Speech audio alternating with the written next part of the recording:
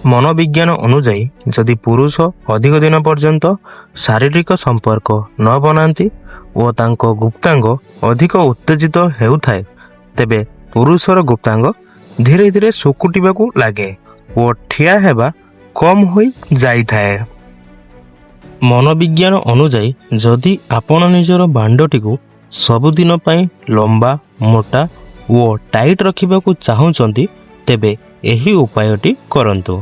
2ଟି ଗୁଜୁରାତିର ଦାନା ଓ 5ଟି କାଜୁ ବାଦାମକୁ ଭଲ ଭାବରେ ଗୁଣ୍ଡ କରି ଦିଅନ୍ତୁ ଓ ଏହାପରେ 1 ଗ୍ଲାସ୍ କ୍ଷୀର ନେଇ ଫୁଟାଇ ଦିଅନ୍ତୁ ଓ ଫୁଟୁଥିବା ସମୟରେ ସେହି ଗୁଣ୍ଡକୁ କ୍ଷୀରରେ ପକାଇ ଭଲ ଭାବରେ ଫୁଟାଇ ନିଅନ୍ତୁ ଓ ଏହାପରେ ଏହାକୁ ବାହାର କରି ଥଣ୍ଡା ହେବା ପାଇଁ ଛାଡ଼ି ଦିଅନ୍ତୁ ଓ ଏଥିରେ ଅଧା ଚାମଚ ମହୁ ମିଶାନ୍ତୁ।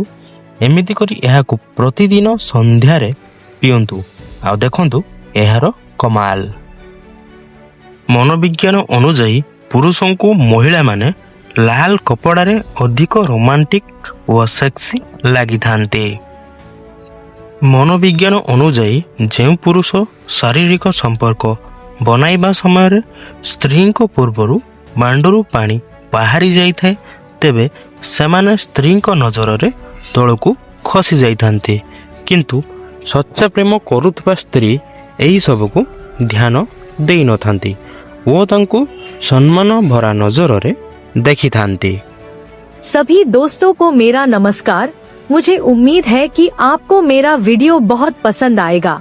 अगर पसंद आए तो कृपया गिफ्ट या थैंक्स के माध्यम से कुछ भेजें। मेरा आपसे एक अनुरोध है, 93% लोग वीडियो देख रहे हैं लेकिन सब्सक्राइब नहीं कर रहे हैं। कृपया सब्सक्राइब करें और वीडियो को लाइक करें। मैं आपका हमेशा आभारी रहूंगा।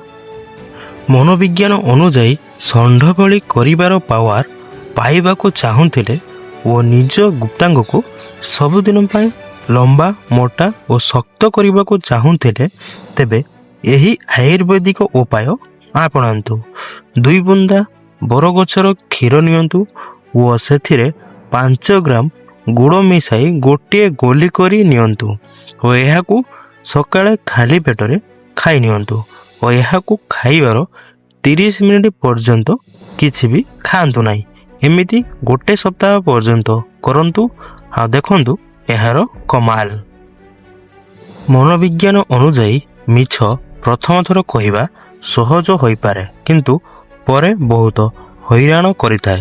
କିନ୍ତୁ ସତ ପ୍ରଥମ ଥର କହିବା କଠିନ ହୋଇଥାଏ, କିନ୍ତୁ ପରେ ଆରାମ ଦେଇଥାଏ।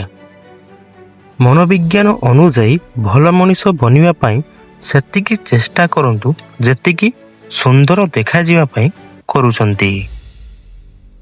ମନୋବିଜ୍ଞାନ ଅନୁଯାୟୀ କାହାଣୀ ସମସ୍ତଙ୍କର ଥାଏ, କାହାର ଅଧୁରା ରହିଯାଇଥାଏ ଆଉ କାହାର ପୂରା ହୋଇ ଯାଇଥାଏ।